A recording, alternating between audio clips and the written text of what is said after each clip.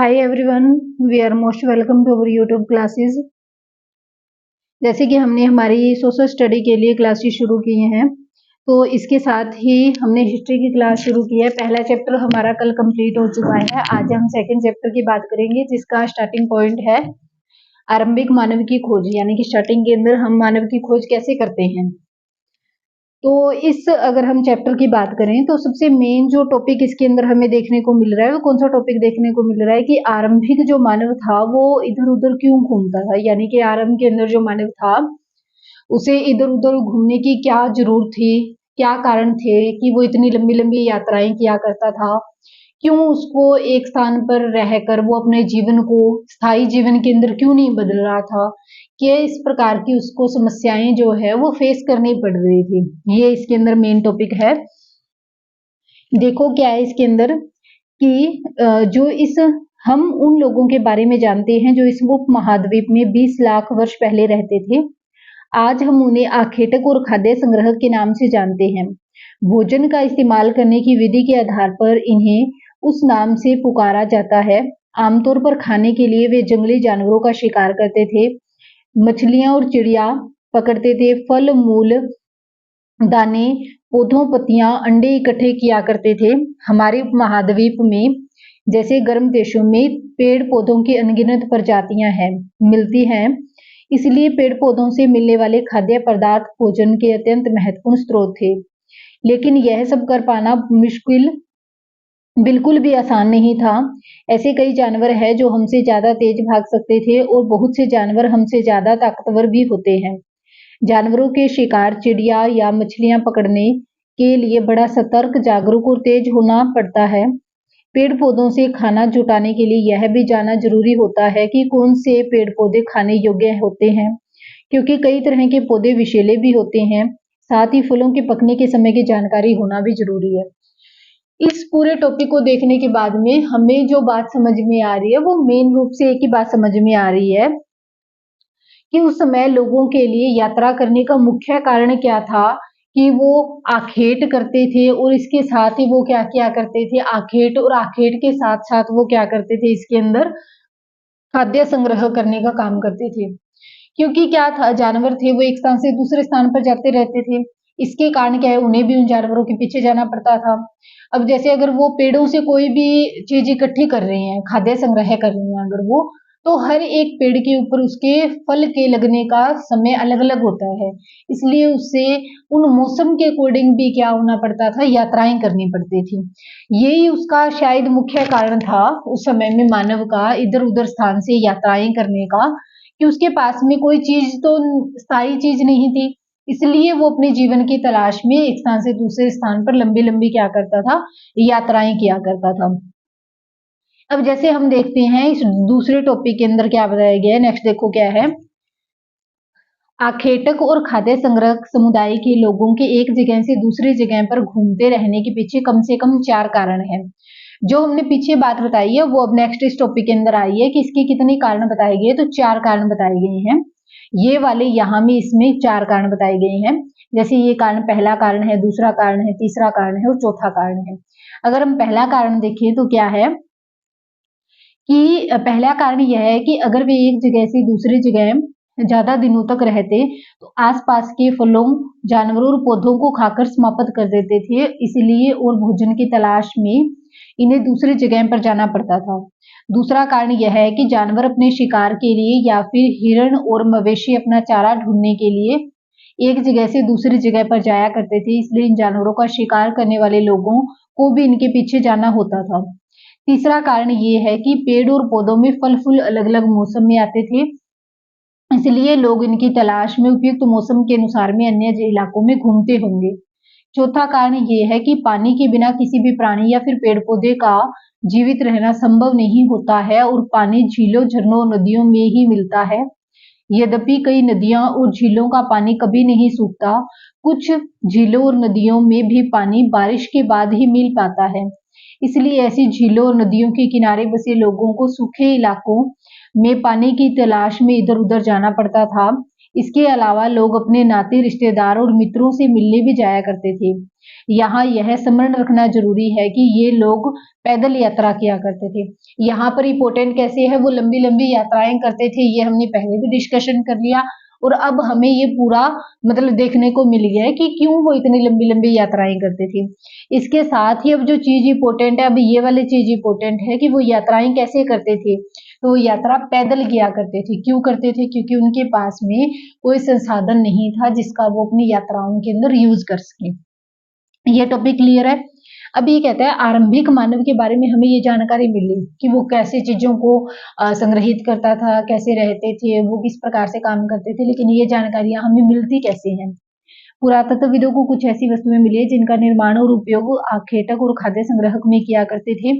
यह संभव है कि लोग अपने जीवन के लिए क्या करते थे, इन चीजों का इस्तेमाल करते होंगे। जैसे अब इसके अंदर ये हमें पत्थर देखने को मिल रहे हैं। ये पत्थर क्या है, अलग अलग प्रकार के थे। देखो, काम करने के लिए पत्थरों का, लकड़ियों का और हड्डियों के औजार बनाए जाते थे। यानी कि वो अपना काम करने के लिए क्या करते थे, पत्थर, लकड़ी और जो हड्डियां होती थी जानवरों की, उन्हीं से औजार बना लेते थे। उनसे अपना काम भी कर लेते थे, अपनी रक्षा भी करने का काम करते थे। देखो इसमें क्या है, यहाँ पत्थर के औजार के कुछ उपयोग बताए गए हैं। ऐसे इनमें से कुछ औजारों का उपयोग फल फूल को काटने, हड्डियां और मांस काटने, पेड़ों की छाल और जानवरों की छाल उतारने के लिए किया जाता था।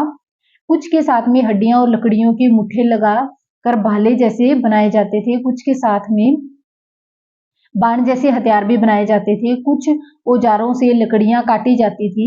लकड़ियों का उपयोग ईंधन के साथ साथ में झोपड़ियां और औजार बनाने के लिए, यानी कि वो इन लकड़ियों का यूज क्या कर लेते थे, उससे अपने रहने के लिए झोपड़ी भी बना लेते थे और अपनी रक्षा करने के लिए क्या बना लिया करते थे, औजार भी बना लेते थे इनसे।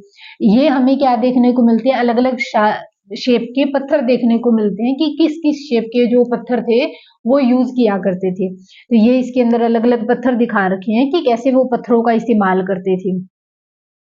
अब जैसे इस मैप के अंदर बात की गई है, तो मैप के अंदर क्या बताए गए हैं, जो पुरास्थल से रिलेटेड स्थल हैं उनके बारे में बता रखा है। मैं आपको इसके अंदर क्या है जूम करके दिखाऊं कि कौन सी चीजें इंपॉर्टेंट है। तो इसमें आप एक तो ये ऊपर वाला टॉपिक है, ये वाला टॉपिक देखो, बुर्ज होम का टॉपिक है, ये करोगे। बुर्ज होम के बाद में मेहरगढ़ को डोनेट करोगे।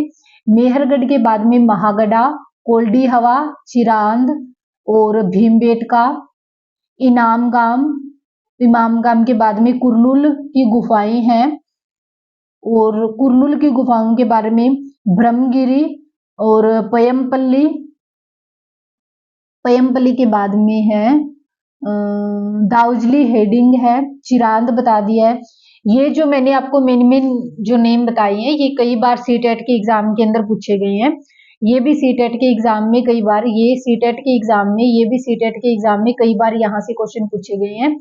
तो एक तो देखो दो तरह की चीजें, एनसीईआरटी तो आप खुद भी पढ़ सकते हो, लेकिन जो टॉपिक पहले के एग्जाम में आए हुए हैं, मैं उन टॉपिक को आपको अलग से निशान लगवा के डोनेट करवा रही हूँ कि ये टॉपिक पहले पूछा गया है। तो आपका क्या बनता है कि जो टॉपिक मैंने बताया है कि यहाँ से पहले क्वेश्चन आया है, उस टॉपिक को तो आप ज्यादा ध्यान से देखो। और जो हम नए टॉपिक क्यों कर रहे हैं, ताकि आने वाले टाइम में अगर उनसे भी कोई क्वेश्चन पूछा जाता है तो हमारा आंसर बिल्कुल करेक्ट आंसर होना चाहिए। इसीलिए हम आगे वाले टॉपिक को देख रहे हैं। जिस टॉपिक से पहले क्वेश्चन आया वो टॉपिक तो हमारा टिप टॉप होना चाहिए, उसके अंदर तो आंसर के अंदर कोई दिक्कत ही ना हो, हमें इस प्रकार का आंसर चाहिए। अब नेक्स्ट देखो इसके अंदर क्या बताया है। इसके अंदर अगर हम बात करते हैं, थोड़ा सा इसको जूम कर लेते हैं। पत्थर के उपकरण बहुत महत्वपूर्ण थे, इसलिए लोग उन्हें ऐसी जगह ढूंढते थे जहां पर अच्छे अच्छे पत्थर मिल सके। जहां लोग पत्थरों से औजार बनाते थे उन स्थल को उद्योग स्थल बोलते थे। ये भी देख लेना कि उद्योग स्थल क्या होते हैं, जहां पर पत्थर मिल जाते थे उनको औजार बनाने के लिए, जिस स्थान पर वो पत्थर मिलते थे उस स्थान को क्या बोलते थे, उद्योग स्थल बोलते हैं। हमें इन उद्योग स्थलों के बारे में जानकारियां मिलती हैं। आमतौर पर हमें ऐसी जगहों के ऊपर पत्थरों के बड़े बड़े टुकड़े मिलते हैं और ऐसे उपकरण मिलते हैं जिन्हें लोग इन स्थानों पर छोड़कर गए होंगे क्योंकि वे ठीक नहीं बने होंगे। साथ ही औजार बनाने के बाद में पत्थरों के टूटे फूटे टुकड़े भी इन स्थलों पर मिलते हैं। कभी कभी लोग इन स्थलों पर कुछ ज्यादा समय तक रहते थे। ऐसे स्थलों को आवासीय और उद्योग स्थल कहते हैं। इसके अंदर देखो मेन उद्योग स्थल वाला टॉपिक तो हो गया, लेकिन ये कहते हैं उद्योग स्थल की जानकारी कैसे मिलती है। क्योंकि उद्योग स्थल वाले जो स्थान है ना, वहां पर एक तो बड़े बड़े पत्थर देखने को मिले, दूसरा वहां पर क्या है, टूटे फूटे औजार देखने को मिले, शायद वो औजार सही नहीं बने इसलिए वो वहीं पर छोड़कर चले गए। तीसरा, जब उन्होंने औजार बनाया तो उससे जो छोटे छोटे कंकड़ पत्थर वहीं पर रह गए थे, उनसे वो क्या है, एक संभावना बताई जा रही है कि शायद वो इन स्थानों को क्या कहा करते थे, उद्योग स्थल कहते थे, जहां से वो पत्थर से औजार बनाने का काम करते थे। ये ज्यादा ध्यान में रखना, भीमबेटका कहाँ पे है, तो ये मध्य प्रदेश के अंदर है और ये गुफाएं हैं, इनके ऊपर हमें कुछ प्राकृतिक शैल चित्रकारी जो देखने को मिलती है, तो ये कई बार एग्जाम के अंदर पूछ ली जाती है कि भीमबेटका की गुफा कहाँ पे है। जैसे इस फोटो के अंदर भी देखो, आप जूम करके देखो, ये बड़े बड़े पत्थर दिखा रखे हैं, किस प्रकार के पत्थर है। अब जो हम नेक्स्ट टॉपिक है, इसमें हम बात करते हैं, एक ही टॉपिक हम इसके अंदर करेंगे, बाकी जो टॉपिक है वो हम कल करेंगे। इसके अंदर देखो क्या टॉपिक है कि पूरा स्थल क्या होते हैं। मैं अगर आपको मोटा मोटा बताऊं तो पूरा स्थल एक वो स्थान होता है जहां पर जिस समय में शायद कोई लोग रहते होंगे और बाद में कुछ समय तक वहां पर वो रहे और अपनी जो जरूरत की चीजें थी वो वहीं पर छोड़कर कहीं और चले गए, वहां पर जो उनके अवशेष मिली है उसी को रिलेटेड पूरा स्थल कहा जाता है। तो अब इसमें पढ़ के देखो क्या है। पूरा स्थल उस स्थान को कहते हैं जहां औजारों और बर्तन, इमारतें जैसी वस्तुओं के अवशेष मिलते हैं। ऐसी वस्तुओं का निर्माण लोगों ने अपने काम के लिए किया था और बाद में वे उन्हें वहीं पर छोड़कर चले गए थे। ये जमीन के ऊपर, अंदर और कभी कभी समुद्र नदी के तल पर भी पाए जाते हैं। इन पुरास्थलों के बारे में आपको अगले अध्याय में इसकी नॉलेज मिलेगी, ये छोड़ो। इसके अंदर एक तो ये सीटेट के अंदर पूछा गया है, सीटेट के अंदर पूछा गया है, इसका मीनिंग क्या है, हमारी और भी ये रिस्पॉन्सिबिलिटी बन जाती है, इस टॉपिक को हम ध्यान से देखें। एक ये बात ध्यान में रखना कि पुरास्थल कहाँ पर पाए गए थे। पुरास्थल जो है वो जमीन के ऊपर और जमीन के अंदर या फिर समुद्र और नदी घाटी के जो तल थे वहां पर ये हमें पुरास्थल देखने को मिलते हैं। इन दो चीजों को मोस्ट आप क्या है इंपोर्टेंट लगा लो, यहाँ से क्वेश्चन पूछे जा रहे हैं हर बार। इस प्रकार के एनसीईआरटी के अंदर क्या है, छोटे छोटे टर्म्स होते हैं जिनको बच्चे ध्यान से नहीं देख पाते हैं और जो क्वेश्चन के अंदर जो बेसिक क्वेश्चन आते हैं वो इन्हीं टर्म से क्वेश्चन पूछे जाते हैं। इसीलिए क्या है, जो एसएस का जो मतलब इतने इजी क्वेश्चन होने के बाद में भी सोल्व नहीं होते, कुछ क्वेश्चन होते हैं जो शायद मतलब ज्यादा डिफिकल्ट होते हैं। मैक्सिमम जो अगर सिंपल क्वेश्चन है तो वो इन्हीं वजह से रह जाते हैं कि बच्चे छोटे छोटे टर्म्स दी गई हैं एनसीईआरटी बुक के अंदर, उनको ध्यान नहीं देते हैं, उन पे फॉलो नहीं करते हैं, तो ही वो उनसे क्वेश्चन बनते हैं, वो फिर उनसे हल नहीं होते हैं। लेकिन मैंने अब आपको अलग से क्या है पॉइंट जो है पॉइंट आउट करवा दी हैं, जो जो इंपॉर्टेंट चीजें हैं। इसलिए जो चीजें पॉइंट आउट करवाई हैं उन चीजों को तो आपको मोस्ट भी उनको रिविजनेट करना है, बार बार रिविजन करनी है उनकी। तो ओके, थैंक यू, बने रहिए हमारे चैनल के ऊपर। ओके।